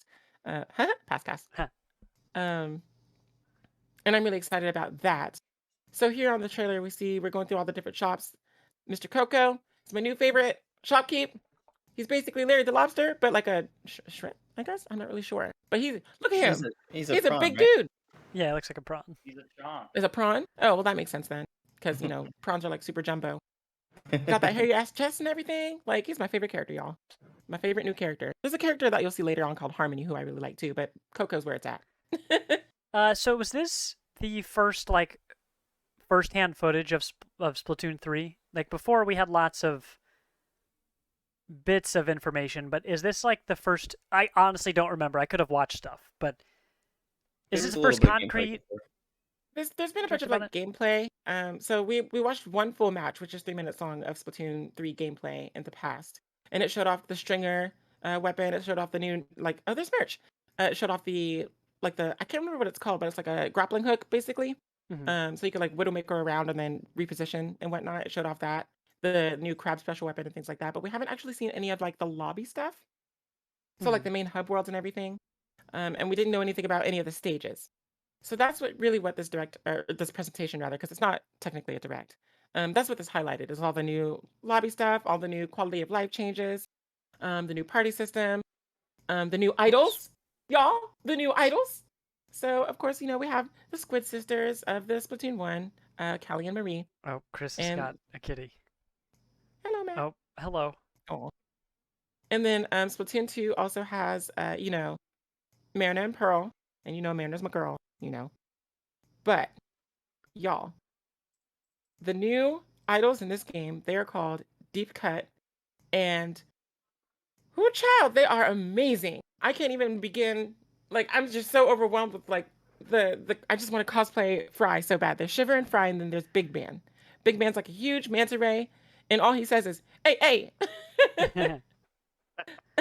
But then, they translate it to like actual speech or whatever. So he's like, hey, and then he's just like, this is what I'm actually saying, in parentheses. That's cool. Shiver and Fry, I think they're going to be kind of more like it seems like they're like a K-pop sort of vibe, as opposed to like the kind of like pop rap hybrid of Off the Hook, Marinette and Pearl, and the bubblegum pop vibe of, well, it's like almost techno pop vibe of Splatoon,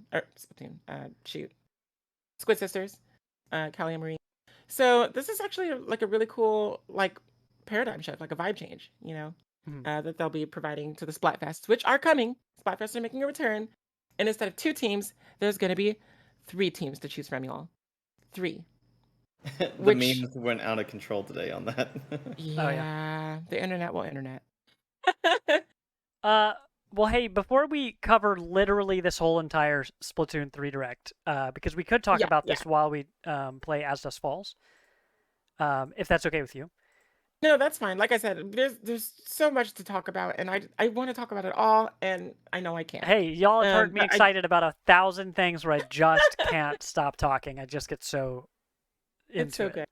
Okay. But before we do move on, and I do want to talk about that card game, and I want you to talk about that too, because it seems like you're really excited about that. Mm-hmm. They announced a test fire.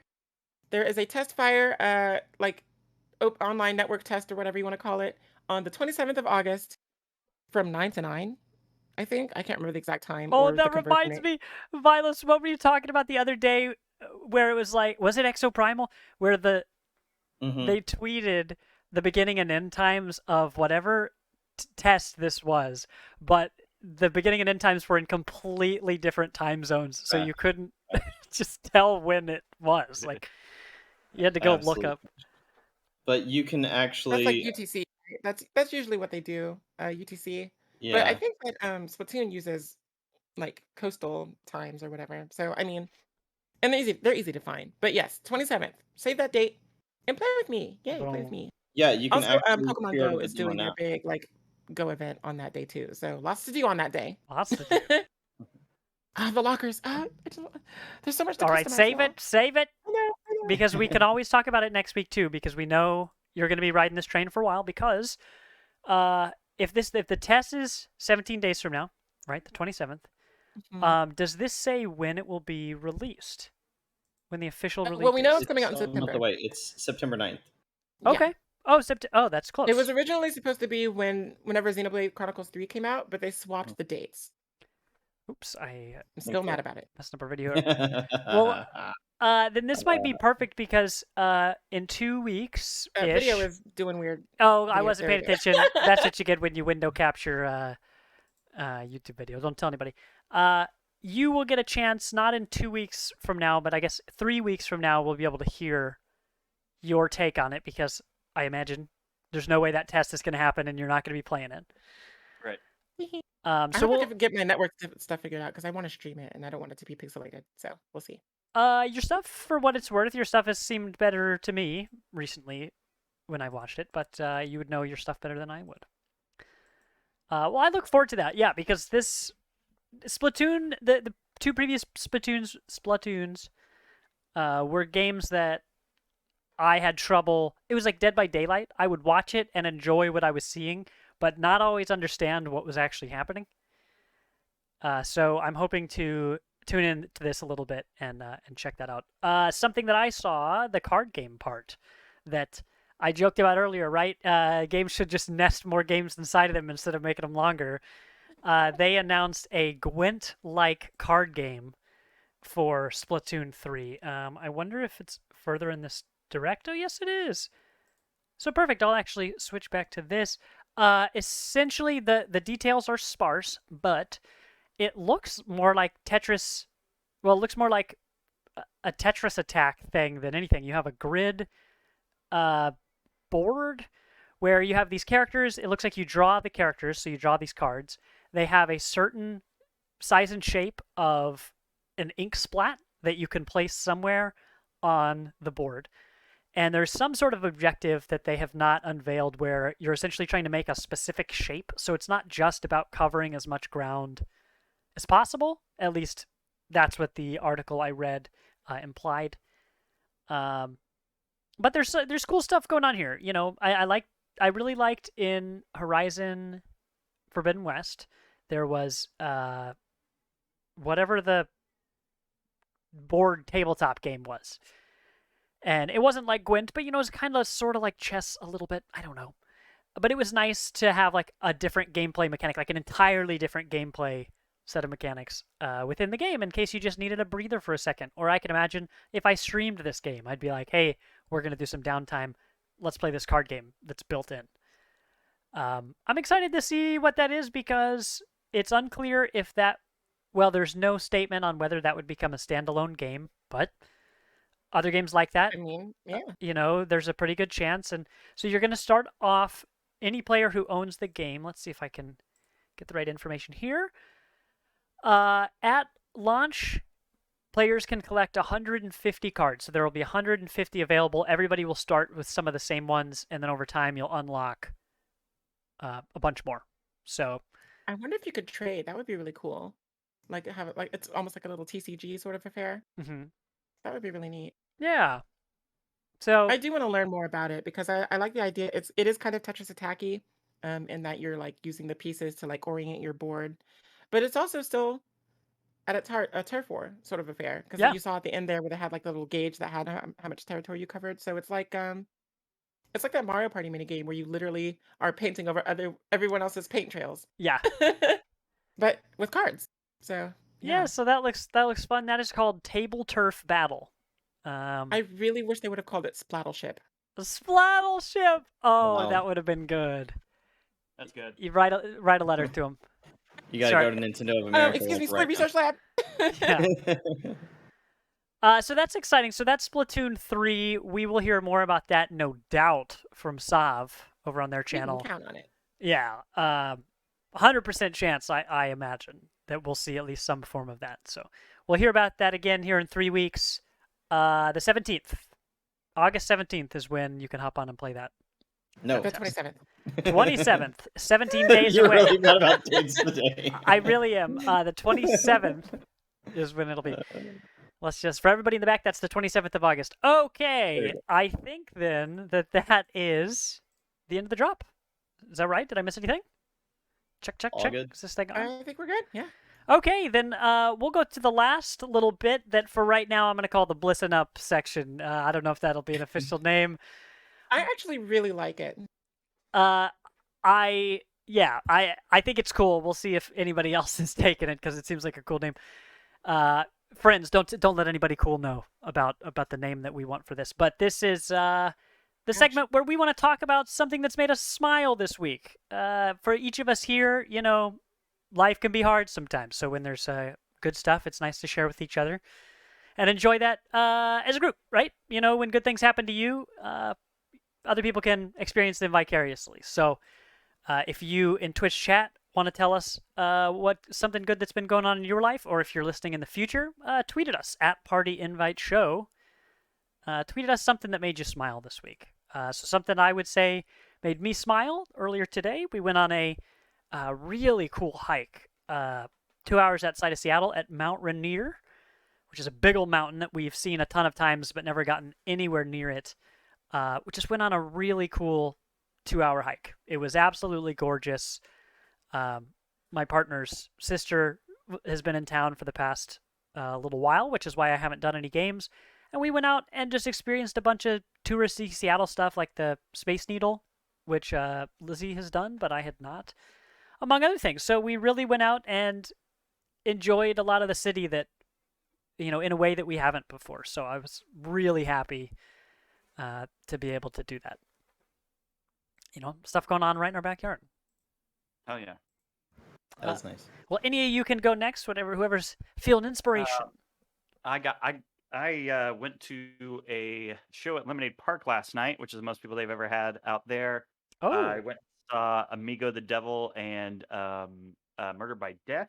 And the thing that made me smile the most about it, besides it being a great time and seeing a bunch of friends, was I got this this T-shirt here. Oh my God, that's Amigo great. the Devil. And is this backwards for people, or is this? oh, you're everybody- perfect. it's You're great. straight. No, it seems fine. Yeah. That's great. Rolled it. That looks Yeah, amazing. just an incredible T-shirt. You see this little guy here is reaching for the Amigo the Devil symbol. Friends till the end, and it's just a bunch of really adorable kitties. And it made me smile. This was also their backdrop that was hanging behind the band. So, yeah, got a new I don't need any more T-shirts, but I got one. But you got And one. It's got a bunch of cute kitties on it. So, I'm sorry. Did you say that band's name was Murder by Death? Yep. yes, Okay, I just I want to make did. sure. Yep. They're apparently pretty good. A friend of mine saw them at the Stanley Hotel in Colorado. I guess they Okay. play like an annual New Year's show. For those at home, the Stanley Hotel is where The Shining was filmed. It's very cool. Yeah, we did when I worked at Record Bar, we worked with Amigo the Devil there. It was like our first like sellout during COVID, so it's like 2021 after the second shutdown or whatever, and we came back and that was our first big show that was sold out. Had to be vaxxed, had to be all that stuff. And worked with Murder by Death a couple of years before that, and they did a New Year's show at Record Bar, and it was very Oh, awesome.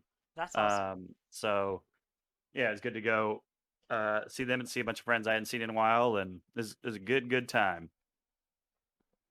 Kitty Heck yeah. t-shirt. Kitty t-shirt. A t-shirt. T-shirt. All right. Anybody next? I guess I'll go next. So I did talk about this a little bit earlier. So I'm only going to briefly touch on it now. But we got our old couch back. I keep saying new, but we got our old couch back for the living room, which is amazing because it was just a really nice couch. And with that, I took the old sofas that we had in our living room, which were the new ones, to replace the old couch that we had. Yes, of And I course. put them in I put them in what is going to soon become my new streaming room. So maybe the next time y'all see me, I'll be in a new room with like new decor and all that whatnot. And I really wanted a bigger space so I could like really make it my own. So I'm super duper excited about that. That's awesome. But one of the things that made me smile like super duper wide is that trailer that came out for Street Fighter 6 revealed Kimberly, who we all kind of knew like in the FGC was coming because we've seen like art and stuff of her. Mhm. She is a ninja who has been trained by Guy in the same kind of fashion as Ibuki. And we found out who her voice actress is.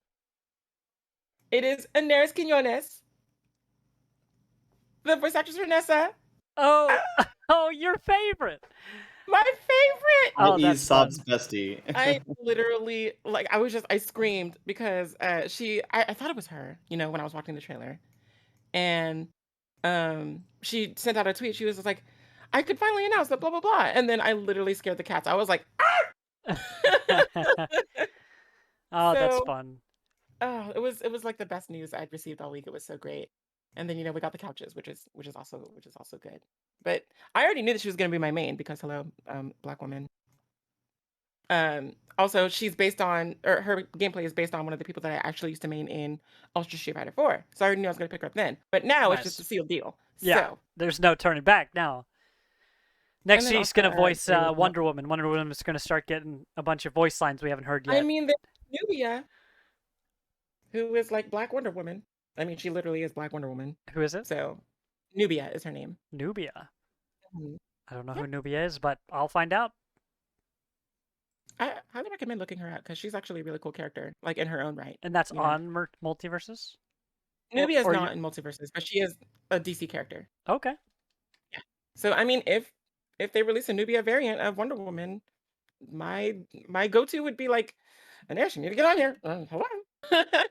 Call her on the phone. I wish I had. Oh, I wish I yeah. had her number. That's cool. But when you do Sob, like, Oh, there's Yeah, a we're gonna be Yeah. besties. there's a Nubia Wonder Woman Funko Pop. That is pretty much exactly what you were just describing, so that's cool. She's Hashtag literally not Black Wonder sponsored. Woman. Yeah. Yeah. Well, wonderful. Vilas, do you have anything bright and shiny you want to talk about? Yeah, since my entire life is one video game right now, I will say the Vilos again Blade this Chronicles. isn't yeah, this isn't spoilers because it was obvious that she's a part of the game in some fashion. I'm watching you. Hold on, wait a minute. Mhm. But obviously, throughout the story of the game, there's going to be a recurring character from Xenoblade 2 who I love. And it going through the last 3 chapters of the game, it was literally like it was so satisfying because it was like seeing somebody that you love again after a very long time. And it was everything about the whole story of Xeno and what we see from the characters from 2 and the first game was so emotional. I was making so many noises at 1 o'clock in the morning. I'm not. No, Like, I'm fine. Don't open the door. dude, I did so many laughs and sobs and everything over the last like 5 hours of that game. It was so cathartic.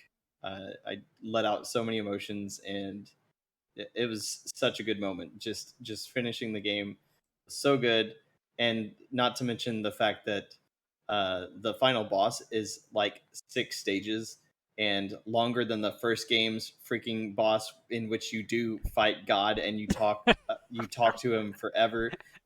He just keeps going on and on. You're like, just like end it already. literally, You just gotta hit it literally. with that talk no jutsu. It's the JRPG fashion. You gotta do it. Yeah. I'm telling you, I literally fell asleep multiple times during the boss fight. The only thing that saved my actual gameplay was because of chain attacks. Because chain attacks are the only way you can pause the game in any fashion What? when you're in battle. And I started a chain attack, What about sleep and mode? you there's literally no way to stop it. Like, if you're in a battle, you're in a battle. You better finish it. You're like, this is not an And- online game, but somehow I Yeah. cannot pause it. Yeah, when you do a chain attack, you actually have to make a choice, or else the game just sits there at the screen and it's The playing choice is, the do you music keep and playing everything. or do you take a And- break? Do you? And so Nintendo's like, I- you've been chain attacking for a while. You should go outside. yeah, Are you still watching? exactly. No, I legit had it in my hands, fell asleep like that. I woke up about Oh. 25 minutes later, and I was like, "Oh shit, this is going all right." And it was such an ordeal, but it was This is going. This is a it was the game definition right of now. cathartic. That's good. The definition of cathartic, and oh my god, I told Sav about the cat people, and Cat people! the one that I love is pretty great. There's some good stuff that happens in the end of that game. That's pretty cool. All right. Well, I am encouraging you towards so I can look forward to a spoiler review or blog or something on the website because I do want to read about that. For sure. Well, Just heck send yeah. me more cat people pictures. I just need all of that in my life. CPP, cat people pictures. Talking about CPP? Yeah, you know me. Anyway, I think that's gonna wrap up our show. Thank you everybody for tuning in. If you want to tell us something that made you smile this week or what you've been playing as well, drop that anywhere. You can actually contact us through email on our website, which is partyinvite.games. You can find all of our socials there, but basically all of them are at Party Invite Show, same as on our Twitch here. And you can also tell us on Discord. But this is going to be the end of the podcast. Everybody, if you'd like to stick around and watch As Dusk Falls, we're going to finish up tonight. This will be session 3 of 3. And then we will get all of those videos up on the YouTube channel here soon. So you can watch them all back to back, Netflix style. You can binge them. You don't have to wait another week for another episode. So wonderful. Thanks everybody for joining us. We are going to go on a short little break, but we are Party Invite. I've been Tegan. Over there, that's Chris. That's Sovereign Sid. Go follow them on their Twitch channel where you're going to find Multiversus and Splatoon. And then over there is Xenoblade Chronicles 3. Looking forward to that review. All right, everybody. We'll be back in a few minutes. Thank you so much for listening. Peace. Bye. All right, I'm gonna deafen y'all up. We're gonna get As Dusk Falls going on. So chat, you guys get to listen to the opening music. But everybody, go drink some water. Go to the bathroom. Go drink some water about it. I gotta eat food. Me too. I'm about to heat me up a pizza.